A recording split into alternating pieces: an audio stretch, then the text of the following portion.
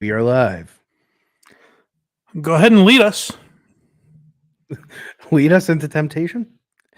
Lead us to the promised land. Finally, Craig is back, folks. So this program won't, and I'm quoting here, absolutely suck as it would, if we didn't have his full attention. I said, I don't want to absolutely suck. Like, when you ask me a question and I go, huh? I believe the quote was, That's not what I meant. I don't want the show to absolutely suck. Because Craig is so zeroed in all the time. we've got nothing but his utmost focus. Now imagine what kind of zone I was actually in if I was like, I'm way too self-aware of how terrible this is going to go. Right. Well, it is. It's good to know that I just come in here and dick around, but when Craig is here, we right the ship. And we're going to be on point today. Thank God. Yeah, exactly. Is that the speech you give Jerry as well? Jerry just yells and I go, GC, yeah. I'm here. Show won't absolutely suck today. Just missed him. He was right in this hallway here. That's a damn shit. What is he mopping up right now? Yeah.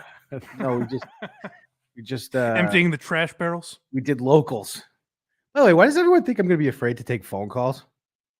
I don't think anyone thinks you're afraid to take phone calls. Like, I thought I heard like on a few different things. Everyone's like, I don't know if he's going to take them. I'm like, it's not my call. I think it's more that you sound like a buffoon. Oh, that's always. I always sound like a buffoon. Yeah, no. No one's questioning your manhood. Don't you worry. Nothing new. So we're back, folks. Sorry about the odd schedule this week. But we'll be back to normal.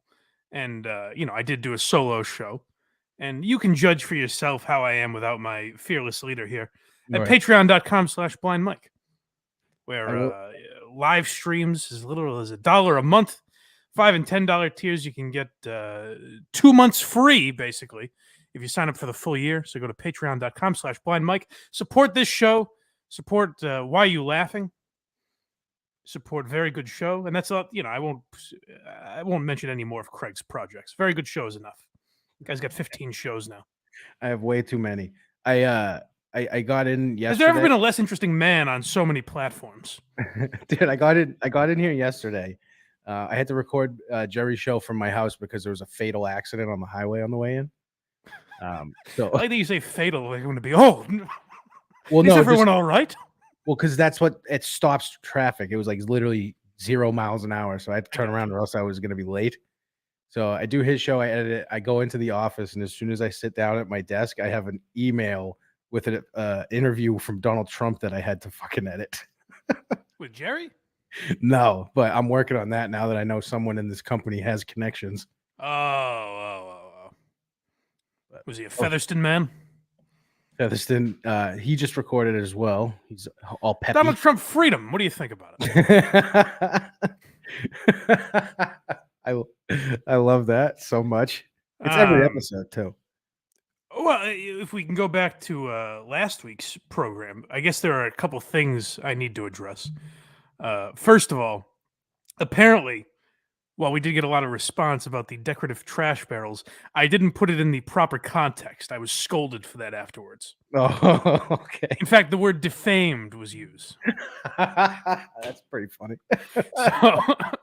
So I mentioned the decorative trash barrels.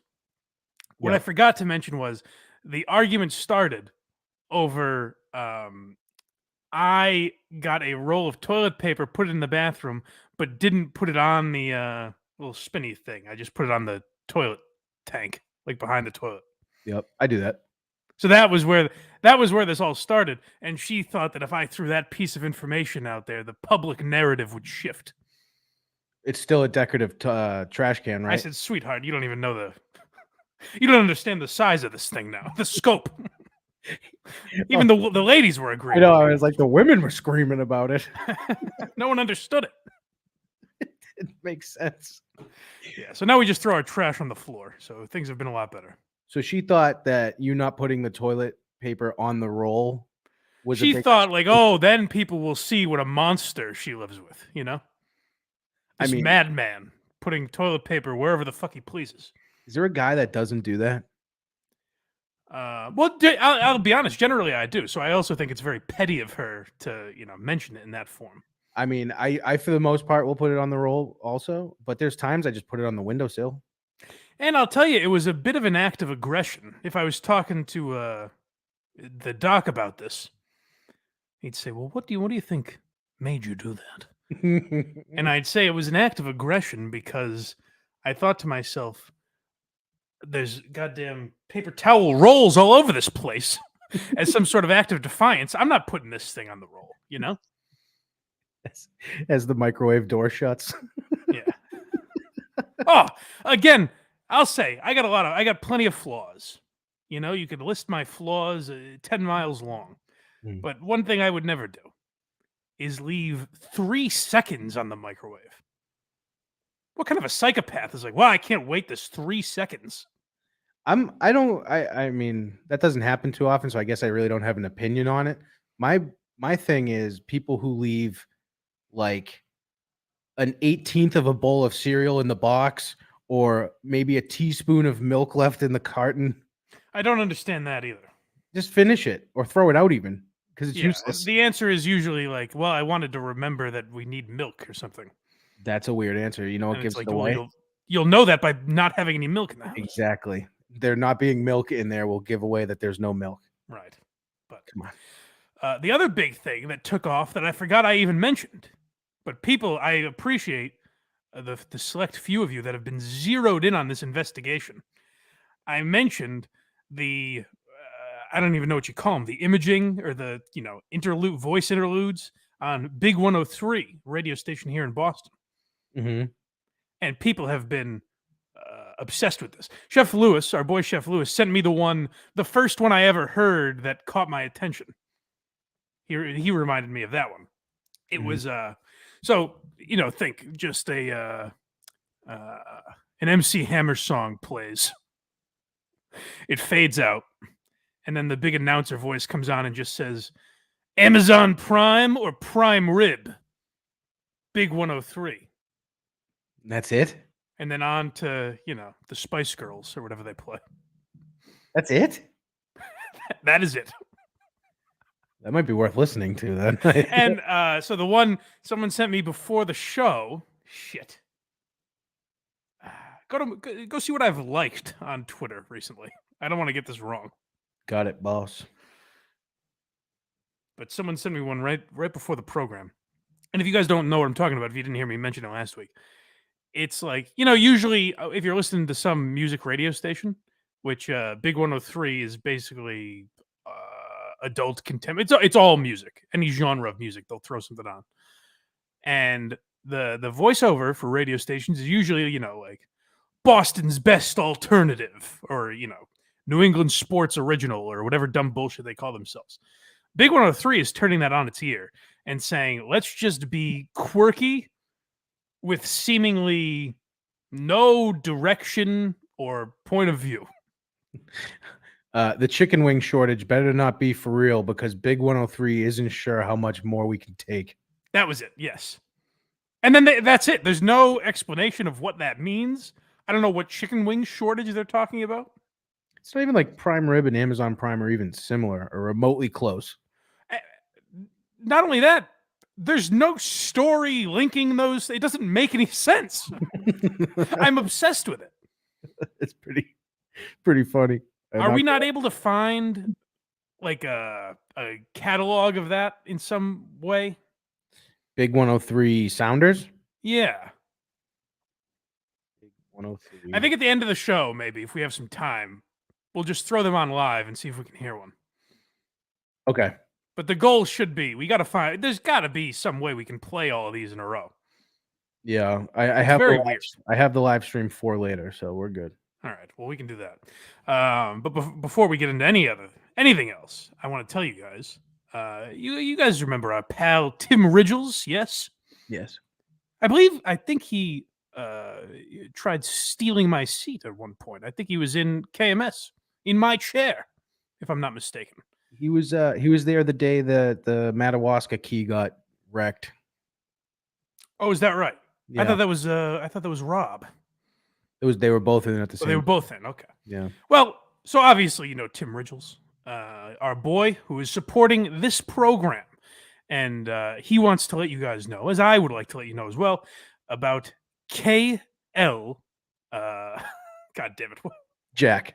KL Jack. KLJack.com. I got confused because I wanted to say industrial supplier. I was going to say Kale Industries. Come on, Mike. Mandalay Industries. Let's get down to the nuts and bolts here. Yes. So KL Jack, what can they get there, Craig? Because I'm not a guy who works with his hands. I don't know this stuff that well. They proudly distribute quality brands such as Lennox, 3M, DeWalt, and a strong, durable, American-made Viking brand drill bits and cutting tools. Yeah. So basically, this studio that Craig has been alluding to that he's been building for like 6 years doesn't have any of that. All you got to do is go to kljack.com and get that sort of stuff. I'm on it. I'm telling you. So go to kljack.com, use code TIM10, like our boy Tim Ridgels, and the number 10, 10. Use code TIM10 for 10% off on your first order. They're out of Portland, Maine. They have locations all over Maine and New Hampshire. But kljack.com, you can get it anywhere in this great nation. They ship nationwide. So if you're tired of going to a lot of these places and the shelves not being stocked, there's not enough, the supply chain we hear so much about getting in your way, never fear. KLJack.com has you covered. So go to KLJack.com, use promo code TIM10, TIM10 at checkout and get 10% off your first order. And like I said, tell them Blind Mike sent you. We appreciate Tim and KLJack.com supporting this program. Yeah, they're the best. They got quality fasteners, abrasives, safety products, cutting tools, and chemicals you need to keep costs down and the job rolling. Yes, and we poached them from at a theater near me. So if you want them to keep supporting this program, make sure you go there and use promo code TIM10. I don't mean to be crass, but I'm pretty sure VGS actually did it first. Oh God. All right. Well. We're trend setting.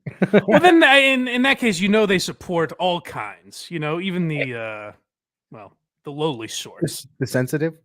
Yeah, they support all kinds there at kljack.com. So let them know. Yes.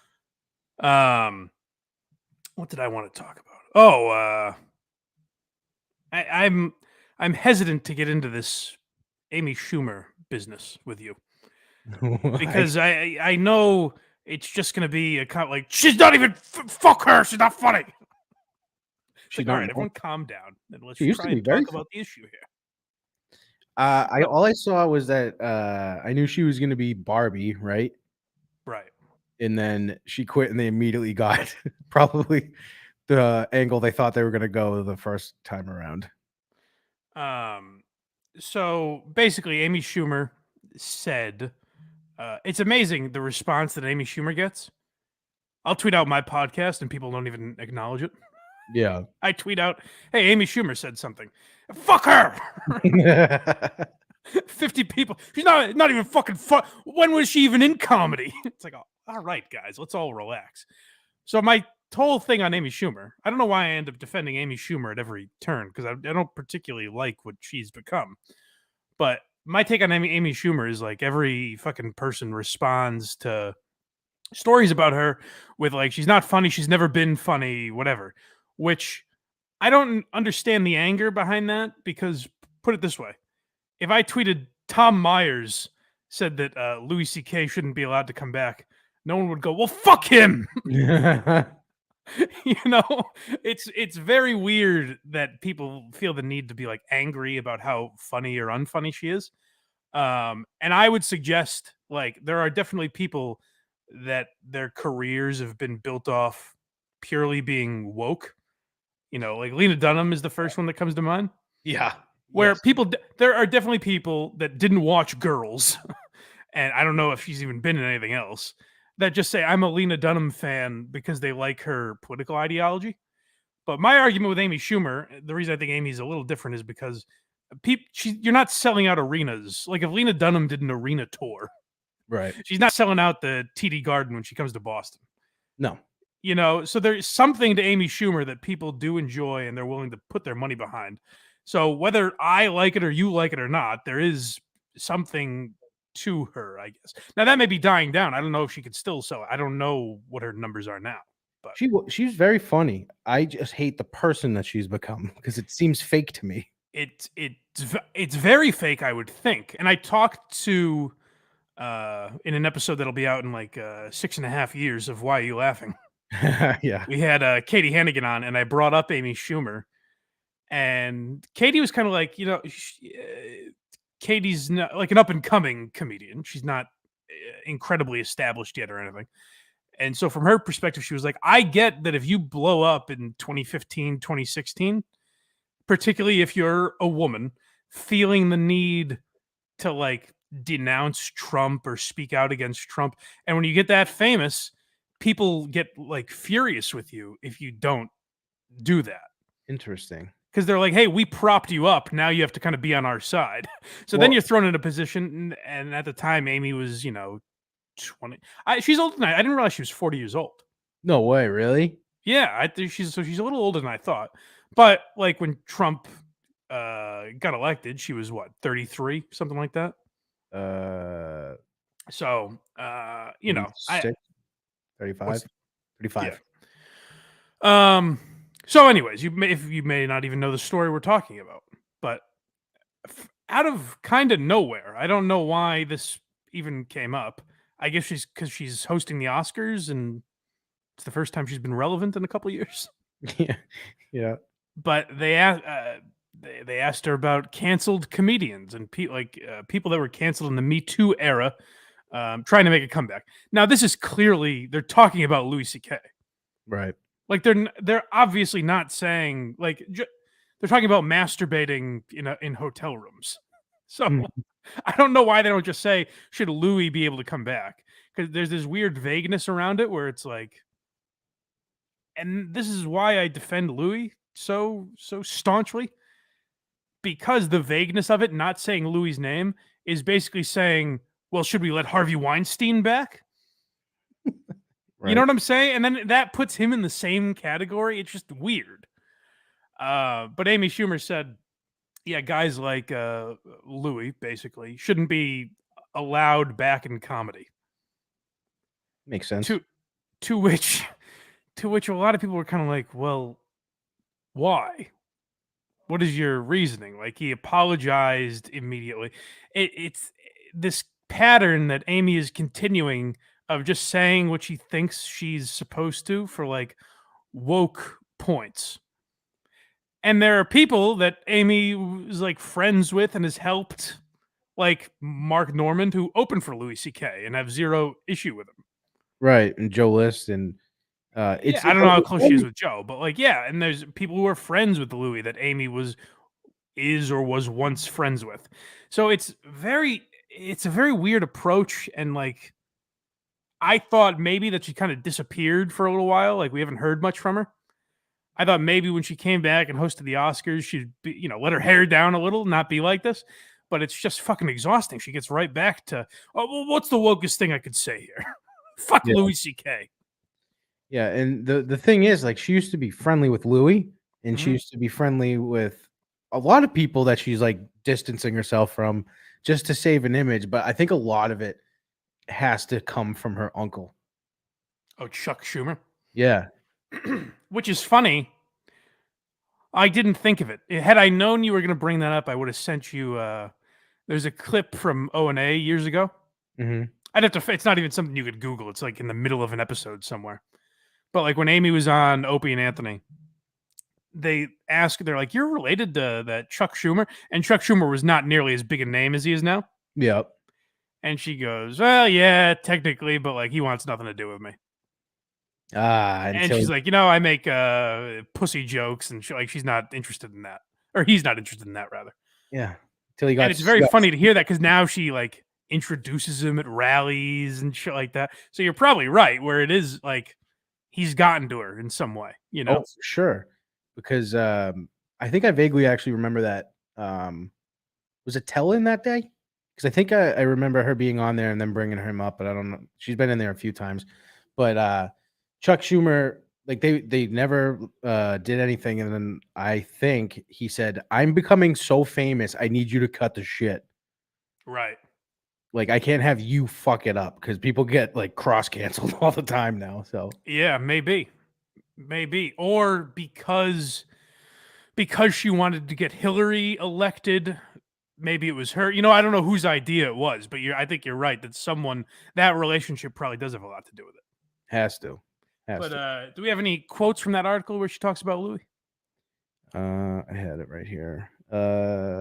These stories are true, the comedian shared in a statement. At the time, I said to myself that what I did. Oh, no, that's Louis' quote. Never mind. I just saw his name, started reading the quote. That'd be great. Like, sure, I've masturbated and locked the door in front of comedians. There are great men out there. And there are men who humiliate and abuse women and girls because of a power dynamic or because when they were that age, girls wouldn't talk to them. So my whole thing with Louis is like 5 years ago when Amy was friends with Louis, or 10 years ago, whatever it is now. I knew some of these stories. I heard them. I'm certainly not an insider. I did too.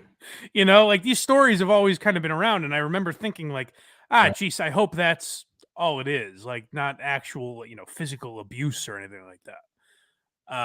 So Amy knew about, like, people in comedy knew about this one, and no one said anything. No one had a problem then, but now it's very easy to be like, oh, he shouldn't be allowed to get on stage. Right. Here's another one. This is a gross quote. This is a Chuck Schumer influence quote. We are watching you, and we are all together now, she said. So my thing is, with all of this, eviscerate Louis.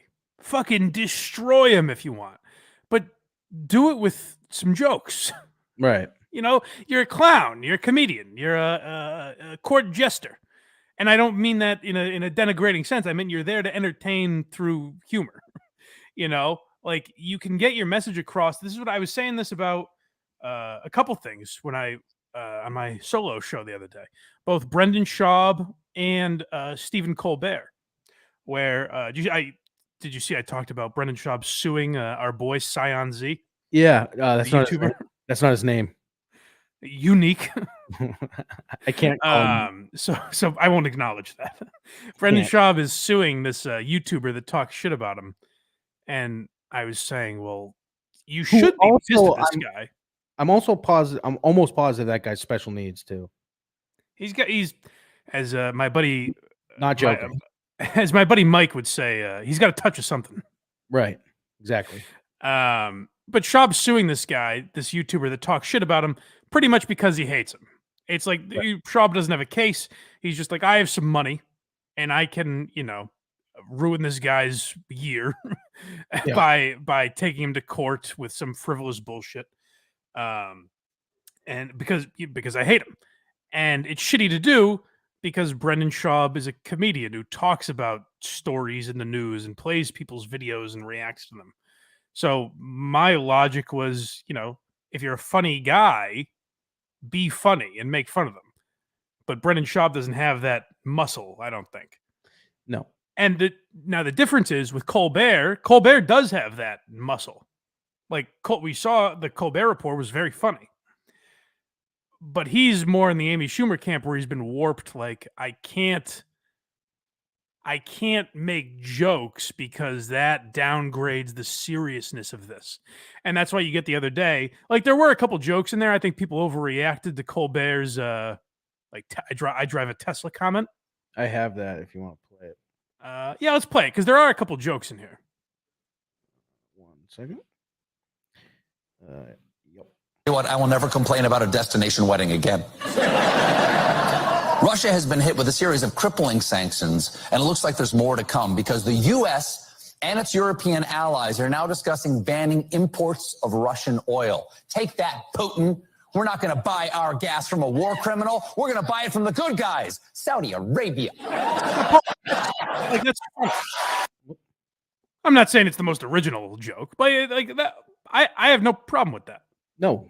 People giving him shit for that because that's exactly what's happening. Well, no, there's more. So there's. I have no problem with that. I have no problem with his closer.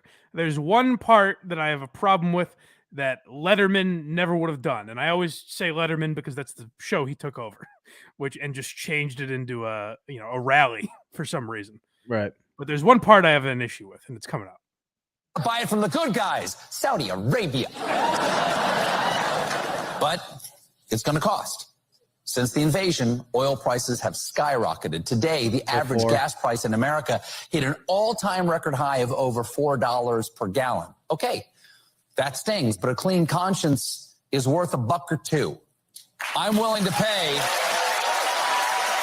And if I have your vote this November, that's the part. I hate the applause break. Like, a clean conscience is worth $1 or $2. And then he goes on to say, like, you can charge $15. I drive a Tesla. I don't give a shit. So, like, people overreacted to it and got mad for no reason, really. But there is a little bit of an example in there where it's like, you don't need the applause break. You don't need to show us how woke you are or how open-minded you are, progressive, or how on the right side you are. We got it, man. We understand. You're not proving anything to anyone. Yeah. I don't get all these people. It's weird that Biden has so many minions for him, because this was happening before the war in Russia, and now he's just like, oh, that's what's happening. The whole Biden thing is weird because, like, I don't know. Are people, you and Jerry are probably more aware of this. Are people toning down the defense of him at all? Like, are we starting to mock him a little more? Oh, yeah. Okay, good. Oh, my God, yeah. Yeah, I thought so. Because I think now that we're like a year in, it's like, okay, maybe we can get back to just making fun of politicians, even if they're Democrats, you know? There's like every other day, there's like a I shouldn't have voted for Biden trend going on. Well, hey, we got that monster out of office, and now he'll probably be back in 2 years. Thank fucking God. I still just sit here and go, holy shit, it's only been just over a year with Biden. It feels like 4 already. Oh, you're darn right. You know what I mean? Back to that Amy Schumer thing. Mhm. There's one more quote in that article that I would like, and it has nothing to do with the Louis stuff. This one boggled my mind as a comedy writer, especially like a woman that used to tell the kind of jokes that Amy did. There's a joke in there. I mean, I'm sorry. There's a line in there about her writing jokes for the Oscars. It's toward the end of the article. Let me know if you can find that. I think I X'd out, so continue. I'll find it. Yeah, so she's writing for the Oscars. It's her, Wanda Sykes, and who's the other woman? Regina Hall? Regina King? Regina something? Something like I don't think I've ever recognized that person's name before. I don't know who she is either, really. I'm sure I'd know her if I saw her, but yeah, Amy and Wanda Sykes are like the comedians on the Oscars this year, I guess. And Amy, who has told stories about getting fingered by a cab driver, Right, has a new writing process that I found interesting. the fuck happened here? We'll see if Craig can find this. I'll have to go through Twitter again because you sent it to me, I believe. Oh God, I had it up. I X'd out because I thought we were done with it. All right, never mind.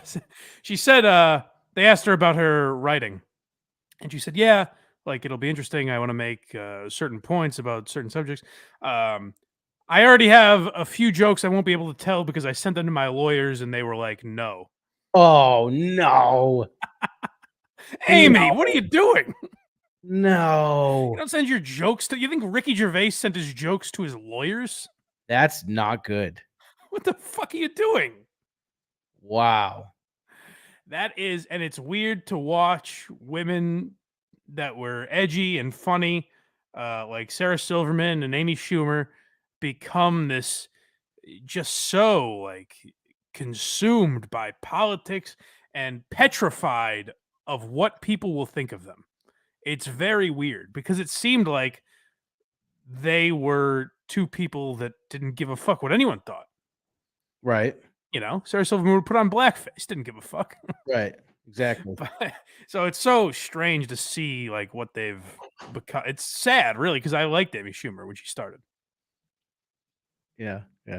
No, Amy Schumer had a great start, and then when she did the roasts and everything, got her fame, and started dating Jeselnik, right?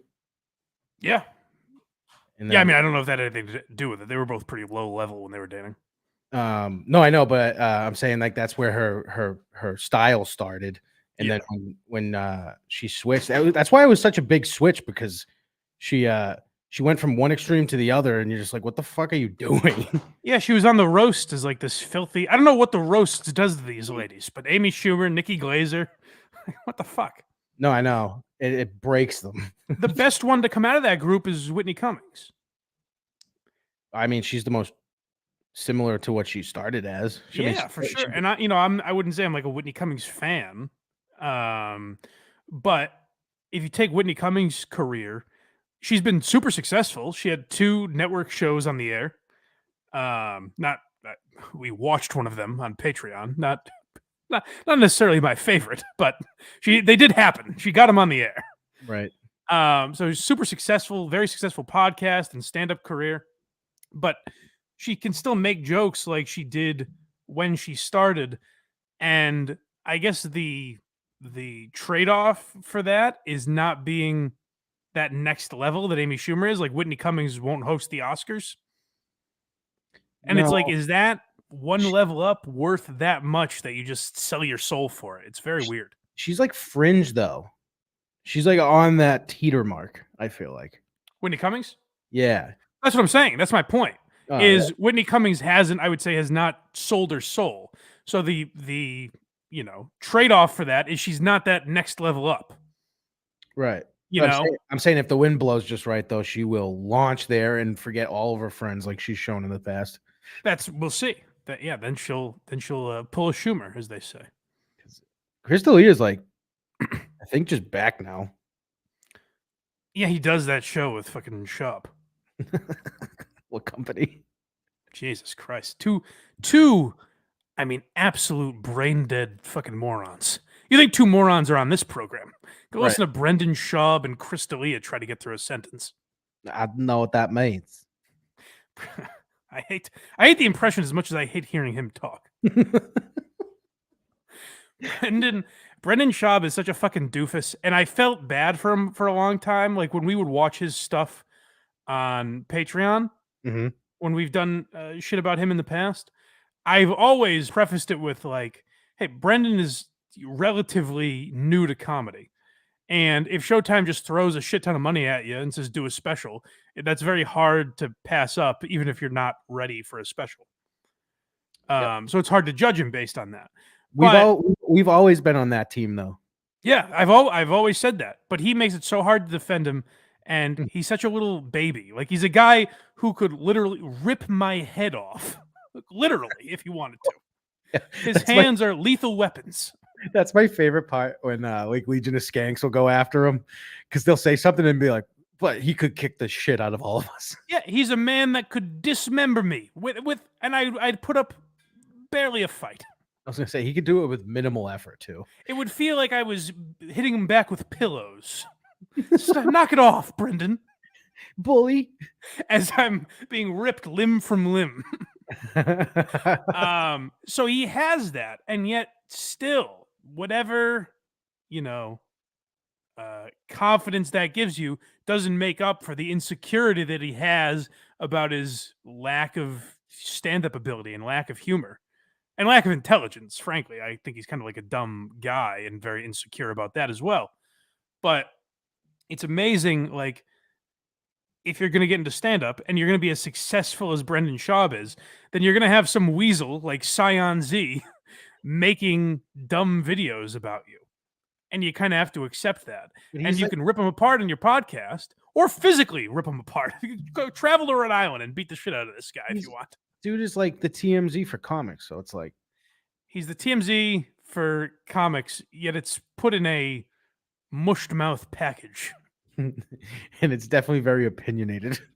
Hey guys, Brendan Schaub is cheating on his wife. This guy sucks. What do you think? I like Science. I do too. I just cannot do his voice. It's tough to listen to. You get used to it over the years. Oh yeah, for sure. But yeah, so I guess if you didn't watch when I was talking about the other day, Scion Z is a YouTuber who covers, like, he started covering the Opie and Anthony breakup. Like, he was an O&A fan who would constantly cover their clips, and he's not like a journalist. Like, he doesn't have any inside information. He just scours Reddit finds things that, you know, the average fan might not know, and just plays a clip on his YouTube channel and then says, leave your thoughts in the comments. Wow, he started a new YouTube channel. Yeah. Has 1.2 thousand subscribers so far. Every video is about Schaub. How good for him. I guess he doesn't give a fuck about this lawsuit. No, I mean, what did he do that, like, he didn't do anything. No, he's done nothing wrong. But yeah, he's like the TMZ for like that world of comedy. And, you know, he only has a few. This new channel has like 1,000 followers. So I think his old one probably had like 10,000 or something like that. Nothing crazy. It's closing in on 20. Oh, really? Yeah. Yeah, so good for him. Like a nice little. He probably makes a nice little chunk of money from that, I would think. Right. But nothing crazy. Like he's not Tim Dillon, you know. Right. Exactly. But it's interesting because he covers things that like I wouldn't just be able to find on Twitter generally, or on, you know, in the Daily Mail or New York Post or something. Right. Exactly. So it's useful. Like he's a kind of a useful resource if you're a fan of that sort of comedy. And so it's like, fuck, as a fan of comedy, fuck Brendan Schaub for trying to shut someone like that down, because you're such a meathead that you don't realize that will affect you as a podcaster eventually if you're able to, God forbid, win this lawsuit. Right. He's just such a dummy. I always just think of that Asian doctor who literally sounds like a movie star. He speaks far better English than you or I. Not even close. Like way better. It's like Christian Fourier on steroids. Yeah, yeah. And Brendan Schaub especially does this impression of an Asian doctor that is, I mean, like propaganda level material. Yes. And then side by side, you play a video of the actual doctor that he's talking about, and he's like, "Well, let me tell you, the backstory on this is." It's like, Brendan, what the fuck are you doing, man? Brendan, your eyes gashed open. I think that's Craig's version of medical speak. Your eye is gashed open. No, he sounds like a fucking. Well, he is a UFC doctor, so they got the lingo. I understand. But he does sound like a movie star. It's funny. Couple other comedy notes, if you want to stick in the world of comedy. Of course. 2 new specials I would recommend. I've recommended them on Twitter this week. Yes, I saw. Go check out both. One, I was very surprised at how much I liked it. The first one was Ryan Long, who I've kind of become a fan of him somewhat recently. Mm-hmm. You know what? Find the Ryan Long, Brian Stelter song. Did we play this? A little taste of that. What's that? Didn't we play this before? No, we never got to it. Oh. I don't think we ever played it. That's why I wanted to bring it up, because it's still stuck in my head. I thought we did. Well, if we played it, they'll hear it again. What do I give a fuck? Exactly. My Blake dining set. Oh, table. Yeah, Ryan Long is a very funny comic. He makes a bunch of TikTok and Instagram, YouTube videos. And when Stelter was giving Rogan a bunch of shit and kind of like in the news, he basically made like a love song to Brian Stelter. Here it is. Yeah. Oh, hold on, let me fix it so there's no echo. So his special's on YouTube now. I recommend everyone go check it out. And he's a kid, Ryan Long. I don't know how old he is. I'm guessing like early to mid 30s. Yep. And he's another one of these guys. Like, go support his YouTube channel and everything, because he's another one of these guys. Like his stand up, it was good. I really enjoyed it. Someone messaged me on Twitter and said like they were a fan of his videos, but kind of let down by his stand up. I really liked it. I love his videos. They're very fun. So go support him, because I think he's a guy like Marill and Normand and Tim Dillon and Shane, like these guys that will talk about, you know, political adjacent issues, I guess, but they're not taking a side, and they don't really give a fuck if you misinterpret what side they're on. You know what I mean? Right. And I think Ryan Long kind of fits that. But let's hear his Brian Stelter song. Yeah. In the past month. Fucking legend. Big dick. And he knows how to use it. Mr. Steal Your Girl. He's a sex machine, Brian Stelter. And he's packing heat, Brian Stelter. And he'll steal your queen, Brian Stelter. And she'll fiend for his meat. Brian, it's a big piece. Got that newsman dick with the newsman click, and he's hitting chicks with that big Stelter stick. Brian Stelter, girl, slip him up like a seltzer. Stelter is the perfect guy for that. I know. He's just such a frumpy douche. If you're down, she's Gross. hurt in her tummy, and it's funny that you can't please her. It'll be great if we find out we did already play this song, your girl, then he dicks because it if I get 1 ounce of shit, we're playing it every week. and Larry Man. How's that sound? Larry Man, making dudes gay too. I do. Chuck and Larry Man. Stealth fucks your You might girl be while right, you though. I flap think we maybe alone. just His didn't hair get to it. fell out, Right. too much testosterone. And he came from the New York Times. Legit. Filling girls up with the Legit. Stelter slime. Got girls yelling, is that R.L. Stein? The author. And I'm honored that our names rhyme. Ryan and All right. Brian, like Rogan. Are you R.L. Stein? Like he just goes, our names rhyme, Ryan and Brian. So go check out Ryan Long. His special's on YouTube. White Immigrant, I believe it's called. Nice. And the one I was surprised that I liked, because I watched her first Netflix special, and it was like, it was okay. I thought it was more of that, broad comedy that the ladies like. Yeah. But Taylor Tomlinson got another Netflix special, and I thought it was great. Like, I really liked it. I guess she's been diagnosed with a bipolar, and she talks a lot about that. And it was very fun. I think she dates Sam Morril. I think he's rubbing off on her. Really? Yeah, I loved it. Go watch it and let me know what you think, everybody. But I highly recommend it. Interesting. Here's my worry now about Taylor Tomlinson. Maybe the next Amy Schumer. Oh boy. She's genuinely very funny. This is the saddest thing now that I'm at the age, like, she's 2 or 3 years younger than me. Is her uncle Eric Swalwell?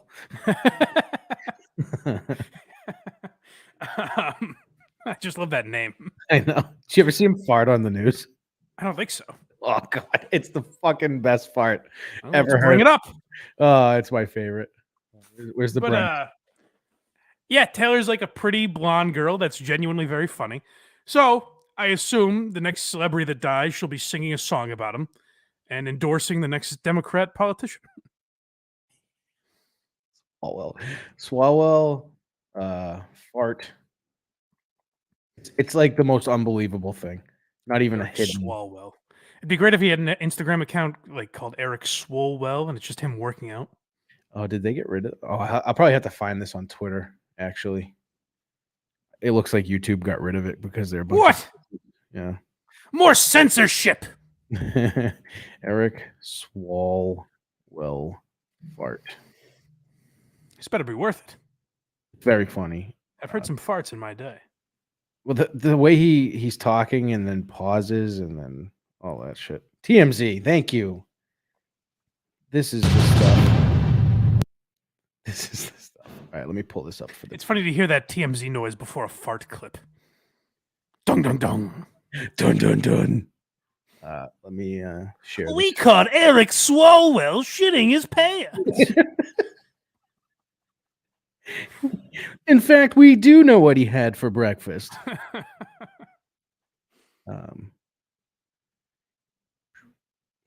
Here we go. God damn it. Here we go. Chris, so far, the evidence is uncontradicted that the president used taxpayer dollars to ask the Ukrainians to help him cheat an election. Chris, my God. the evidence is uncontradicted that the That was president a used wet taxpayer dollars shit. to ask the Ukrainians to help him cheat an election. What the heck? There's two? No, it just loops twice. So Oh, okay. but dude, on the video, he pauses and raises his shoulders and everything. That's great. It's very funny. I'll say on KMS, the chair I sit in is a little squeaky. I think maybe because it's like leaned up right against the wall. Mm-hmm. So anytime I move, I wonder, like, is this going to be a fart sound? But I haven't had any complaints yet. I hate when that happens and you go, yeah, no, I that was my foot. And then It you was try a chair. and you try to recreate the sound and they're like, yeah, sure. Classic. A classic mix-up. Classic mix up. I fucking love Cable Guy. What did you think of the? So we did Greg Giraldo on Why Are You Laughing this week. It hasn't gotten as much reaction as other episodes, which I'm surprised by because it's my favorite episode that we've done. I'm actually listening to it today on my drive home. It's I'd say we've been on a run on Why Are You Laughing of probably some of our best episodes. I'd say the last like 3 or 4 weeks. And my fear is that it's going to come to an end in the next few episodes. I just worry we're on such a good streak. Everyone's firing on all cylinders. The chemistry. Maybe the next 4 episodes. That's what I'm worried about. Yeah. Yeah. We really enjoyed ourselves. Me, Mike, Matt, we're hanging. We all high-fived after the episodes. All have similar names. We said, boys, what could get better than this? We've reached the mountaintop. Mike VGS was dynamic on that one. I thought he was great. Mike's, I would say maybe the last 2 episodes were his best. At the Tim Allen one, he was very good on as well. That was from Ted, by the way, so that means something. There you go. Yeah, that shows you how good he was. No, Mike's been very good in the last few episodes. Chef Lewis, Louis Anderson was great, but he could have just been there for it, Yeah. He missed that one. He came in after that one. Oh, that's true. Yeah. Okay. So even despite the kind of ugly darkness in the room for the Louis Anderson one, people still enjoyed it. That's good. There was a whole 4 episodes of darkness. Each one had a horrible ending. Oh God! When I think of the chemistry, we just call ourselves the boys. Me, Matt, and Mike. Yeah. When the boys are hanging. Yeah. I think back to those days a lot because we got an episode coming up, folks. Where you talk about the brakes being. I don't think that there are any brakes left on the vehicle because of how often they were slammed through the next 4 episodes. That's just not true. A grinding halt. And I won't say who did it. I won't say whose fault it is. I'll let the listener try and pick that up themselves. I'm pretty sure you already said this on last week's episode. Well, I don't think so. I think they're all going to organically figure it out. Yeah, maybe. Well, definitely. I was going for something and Mike didn't like it. It wasn't that I didn't like it. It was like the 4th mention. I was like, yeah, we got it. It was very Patton Oswalt's wife of me. Yeah, there's a lot of that. But it reminded me like what a big Giraldo fan I am and everything because like you don't hear about him as much. Like I think I said it in the episode, but Patrice's name comes up all the time. Right. Just in Norm's only been dead for a short time, but because of my YouTube algorithm, I see videos of Norm constantly. That poll does not surprise me at all. No, you know what? I shouldn't have thrown Norm's name in there. Yeah, because I knew that was going to dominate. Because no matter when you put this poll up, Norm's going to dominate. Yeah, I should have put like Bill Hicks in there or something. I don't know, another name. But I threw up a poll on Twitter that I do think is an interesting discussion. Mm-hmm. I said you can only bring one comedian back. Which do you take? And the 4 options were Patrice O'Neill, Greg Giraldo, Mitch Hedberg, and Norm Macdonald. Yeah, Giraldo got the least love, but by a lot. First of all, listen to Why You Laughing and listen to the options we lay out for what Giraldo could have been. And the other thing I think of, like we talked about Giraldo being the host of essentially saving the Daily Show, which is what would have happened. Yeah, because Comedy Central loved him also. I know they really did. Like I would assume he would have been the front runner when Jon Stewart left. And he doesn't lean. I guess maybe it didn't matter back then because he didn't lean necessarily the same way. Oh, no, he's definitely liberal for sure. You think? Now he's like Bill Maher, like he was reasonable. Now he'd be considered a Nazi, but right. Okay, maybe. But yes, in 2013 or whatever, yeah, he definitely would have been considered liberal. He got no love on this. He's not even close. No, he's not even close. And the other thing I thought of is like, imagine either separately or together, Patrice and Giraldo with podcasts. Oh, that'd been great. Like them in the podcast era would have been awesome. Well, we talked about it on the Patrice episode. He was literally talking to Jay Moore about buying equipment to start. Yeah, he was asking him about the mics and shit. Exactly. Now, someone pointed out, I think someone on Twitter said like, Patrice probably would have gotten frustrated with the business by now and just left because he always threw that out there. But I think that's something like I think he would have done comedy in some fashion for however long he lived and always bitched about it, you know? Oh yeah. The guy's upping his game. I'll give him credit. Ted Sarandis to Mike again. What is happening? He's me and Ted have always said Mike's the greatest the greatest second voice I have on that show. On this network. Yeah. We've always said Ted and I have always been simpatico on that. Right, exactly. Yeah, and then someone speaking of Hedberg, I think Hedberg should be last on that list just because by like so far. What's that? I said by so far. I thought it was gonna go. I would have bet a nut that it was Norm, Patrice. Oh, what a lofty prize that would be. We'd get one of Craig's disgusting testicles. They're nice. what a win for our trophy shelf. Hey, baby, I got something for the mantle. Put it in my studio on the shelf. You'll never guess. Mitch Hedberg finished last in a poll, and look what I've got in this jar for the mantle. I lost. I would have bet a nut. I got a vasectomy wrong. Oh, what a prize. Yeah. Yeah, I'm sorry, you were saying. I don't even remember. Oh no, I was saying like it was I would have bet anything that it was gonna be Norm, Patrice, Geraldo, and then Hedberg way at the end. Yeah, just because I would think someone was like, oh, a Mitch Hedberg podcast would be great. I don't know that it would be. Yeah, I have no idea. Like, I think he's such a, I guess maybe I don't know enough about his like offstage personality, but I just think of him as that, kind of one-liner joke guy. Yep. I don't know much else of him. Even when I've started a Mitch Hedberg episode of Why Are You Laughing like 3 or 4 times.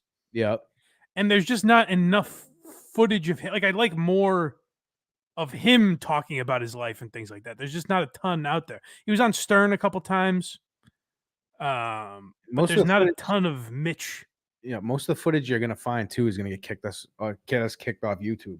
Yeah, well, that I don't even really care about. But right, all about the audio, baby. Yeah. So go download and subscribe. I think maybe I think we should rip off Pardon My Take and do a Mount Rushmore episode because we're gonna need to record some vacation eps coming up soon. Right. When are you leaving? I was thinking maybe one of them we do just a Mount Rushmores of everything. Okay. Stand up, TV. I don't know what else. Radio, podcasting. Okay. All that shit could be fun. I like that. I know it's hack, but I find it to be fun. A fun. It's only hack if you jumping off point for a discussion. Who cares? Just have fun with it. We'll just call you top 5. How's that? Mountain with faces on it. Call it. That's what we should call it. That is original. No one does that. No one calls it mountain with faces on it. Yeah. And we'll do 5 instead of 4. We'll run out of topics quick. How have the people been? I've missed them dearly. They seem to be popping today in the comments. It's going pretty good. They're surprisingly nice. I'm still thrown off by well, we're kind of all basking in the glow, me and the commenters of the Mike Harris era. He is shining bright. And I think we're just sad that it's coming crashing to an end, Mike's? Well, I mean, Mike's still going to be here, but again, and I can't put my finger on it, but when I've watched the next 4 episodes, to go and timestamp and everything, yeah, it's there's just something, a dark cloud hanging over us, All of us? Well, at least 3 of us. I'll fucking leave. I don't care. You see how quickly he throws that out there now, folks? I'll never leave this program. Though. In the Jerry Callahan studio? No, Studio 550. Beautiful Studio 550. Yeah. Mm-hmm. Jerry's you missed vacuuming right now. Earlier, Ted was right. Mittman walked in. He didn't realize I was recording. Oh, did he? Yeah, he sat down. Well, tell him to come on. And then I'll definitely have him on at some point. Brucey, I would like to ask you about Opie and Anthony. I'm sure he'll answer your questions about Opie and Anthony. Greg Hill. Do you think you would have anything interesting to say about Greg Hill? He's best friends with Greg Hill. No, that's disappointing. Yeah. So I said, man, his show kind of stinks now, huh? And he's like, he's the best. And I was like, fuck. He's just like a loyal guy to him. The best at what? Like a person. He's like nice to him. Okay. Yeah, You heard that video, that walkabout or whatever they did? Yes. He hasn't worked with Mittman in forever. Oh, that's right. He said Mittman was like his mentor or something. Yeah. I forgot about that. Yeah. Yeah, no, if you go in Bruce's office, there's a Opie and they've talked about it before, but Opie and Anthony and Hillman and stuff, they put out this holiday album that sold like really well. It was just like little bits from their show. And it sold really well. And he has the thing signed by everyone, and Opie and Anthony wrote boys on the and it was pretty funny. Does he have a copy of Demented World? I have no idea. I'll ask him. When you talk about comedy not holding up well, the idea of Opie and Anthony having a CD called Demented World, and the cover of the CD was like them like punching the earth and giving it the finger or something like that. What about Anthony's brother's band? You ever seen that CD? I don't think so. There is a very problematic album art on one of them.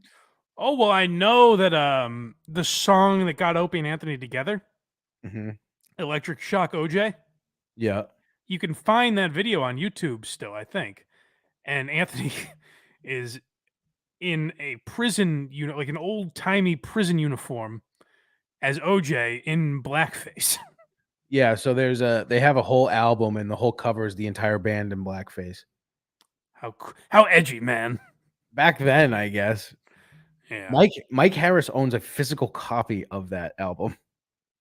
A strange. I go, how'd you find this? And he goes, I have no idea. He's older though. He might have just bought it. Yeah, he could have bought it or went to like some radio event and got it. Yeah, he just went to fucking Strawberries in 1998. I miss Strawberries, dude. You used to be able to buy like concert tickets and shit there. It was so easy. It's a little after my time. They existed. Like I've been into a Strawberries, but I was very young. Yeah, it would be back when like, Mom, can you drop me off at the mall so I can go hang with my pals? Yeah, go walk around, try to find something to do. Yeah, I didn't have any friends, so I certainly wasn't going to the mall. Now I hate malls and don't like going to them. Why is that? I don't like people and crowds sometimes. Yeah, you know where they find the biggest crowds is a 2022 mall. You're right. Well, like Square One Mall is packed all the time. The Nashua Mall is fucking packed all the time. Is that right? Yeah. Oh, good for them. Yeah. Oh, that's what we got. We're at the end of the show now. Let's throw on Big 103, shall we? Oh, right. How could I forget? Oh. I actually did enjoy Shaq's gas commentary. I don't recall the comments. You didn't see that video? No. It was him and Kenny the Jet Smith talking about gas prices. I thought it was kind of funny. But I think the greatest Shaq story ever is Stevie Wonder living in his building. What's up, Shaq? Yeah. Oh, yeah, right. When you've been stepping up since you were little. This is an ad. Impulse. All right, so, this is an ad. We're not in the commercial break? That would have been amazing timing. Yeah. So we're just going to go till we hear one? I guess so. But here's the problem, though. We can't play music, right?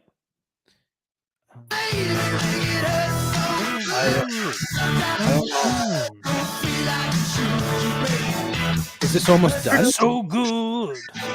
Say again? Is this almost done? I can't turn this down manually, or else you're gonna go down too. You can't turn the music down? No, I can, but it'll turn you down as well. That doesn't make any sense. Oh wait! I found it. So that people can hear me. Well, maybe Big 103 has never reigned over anybody, but we have been arraigned at the Rentham District Courthouse on 3 separate occasions, if that counts for anything. And then they just go to the next song. It doesn't make any sense. What the fuck is that? What timing? That was great timing. But now you see, folks. Now you see why this has consumed my mind for weeks. That was so lame. Now, if we can recap, I hope I remembered this correctly. At Big 103, I guess we haven't reigned over anything. We've been But we have been arraigned in 3 separate court districts. Is that what they said? something like that. And then they just go to the next song. I literally thought you were missing something. No, there's nothing. There's nothing there that even suggests it's a radio station. Oh, that's funny. That's funny. It's wild. Like there was a Tom Brady one around the Super Bowl, so they kind of try to get topical.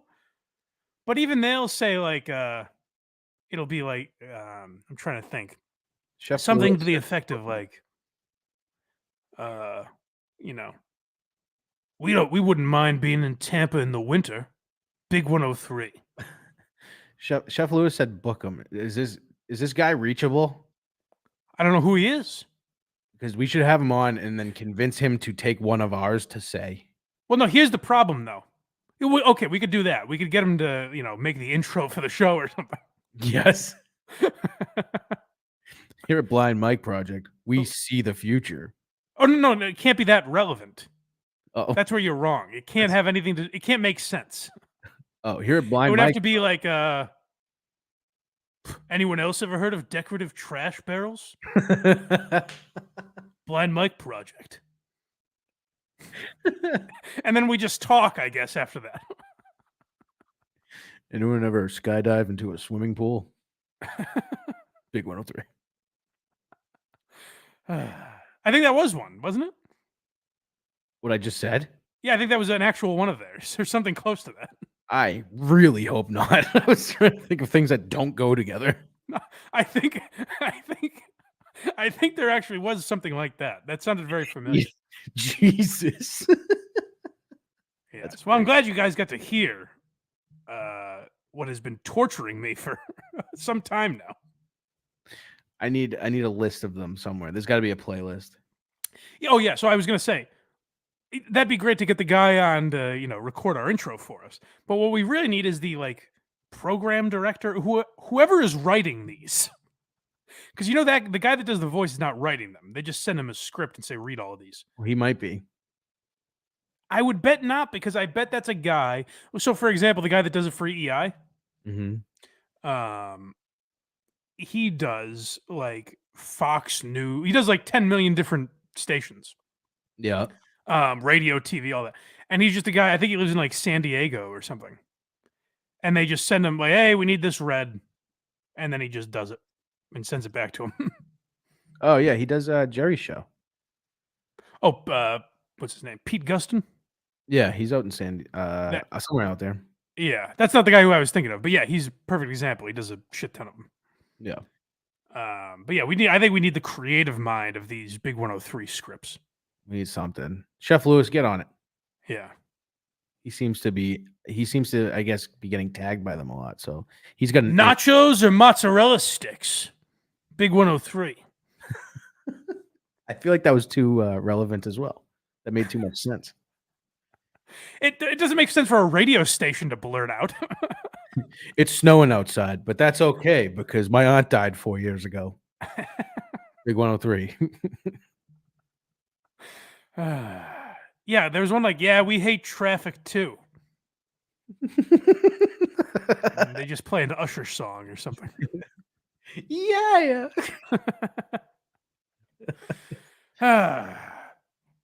All right, gang. Anything else? I feel like this was a productive episode. We really got a lot done. What a great time. I think we'll probably be back to some semblance of our usual schedule next week. And if you want to have an idea of what we're talking about with these Patreon episodes, get Why You Laughing a week early, bonus content, all of that. By the way, Justin just pointed out, the great Justin Trudell just said 500 pieces of Patreon content. That's crazy. Now, if I can be honest, I think we've padded those numbers a little bit with audio uploads. Oh, yeah. So it's probably 250. Yeah, no, it's more than 250 because More on Money, I never upload audio. That's true. There's some things we don't upload audio. Any solo thing I'm on. True. And the first 6 months of the year. but 500. It's 500. We don't need to tell them that. Folks, forget you heard any of this. 500 pieces of content on patreon.com/blindmike. So for that entire catalog, hours and hours and hours of content, subscribe, and you can save 2 months free if you subscribe for the whole year. Oh, and go to kljack.com. Support our boy Tim Rizzles and the fine people at kljack.com and use promo code TIM10, TIM10, to save 10% on your first order, huh? Online order. All right. Anything else before we shove off here? That'll do. All right. Well, as always, have a great day and rock on. And take care.